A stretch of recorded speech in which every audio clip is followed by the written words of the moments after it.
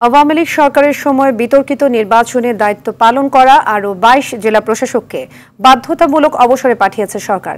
এদের সবাই ২০১৪ ও ২০১৮ সালের জাতীয় নির্বাচনে রিটার্নিং কর্মকর্তা হিসেবে দায়িত্ব পালন করেন।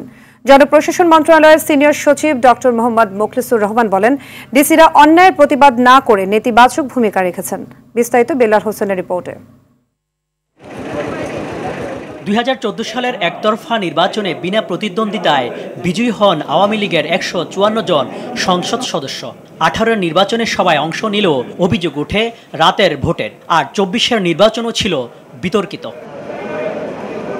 জনগণের ভোটাধিকার কেড়ে নিয়ে প্রশ্নবিদ্ধ ৩ নির্বাচনেই সহায়তা করে নির্বাচন কমিশন, প্রশাসন, পুলিশ সহ ভোটের সঙ্গে জড়িত প্রায় সব সংস্থা। ভোটের অনিয়মে জড়িত সেসব কর্মকর্তাদের বিরুদ্ধে ব্যবস্থা নিচ্ছে অন্তর্বর্তী সরকার। বিতর্কিত নির্বাচনে রিটার্নিং কর্মকর্তা হিসেবে দায়িত্ব পালন করায় এবার ২২ ডিসিকে পাঠানো হলো বাধ্যতামূলক অবসরে।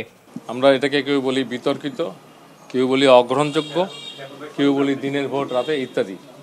এই সমস্ত জায়গায় যে সমস্ত রিটার্নিং অফিসার, আপনারা জানেন ডিসিদের রিটার্নিং অফিসার ছিল ২২ জনকে আমরা বাধ্যতামূলক অবসর দেওয়ার আদেশ জারি হয়েছে। আজকে যে আমরা দুরবস্থায় পড়েছি, সরকার যে সকলে মিলে আপনারা মিলে উদ্ধার করার চেষ্টা করছি, তারা অনেক বড় নেগেটিভ ভূমিকা রেখেছিল। জনপ্রশাসন সচিব জানান, যাদের চাকরির বয়স ২৫ বছরের কম তাদের ওএসডি করা হয়েছে।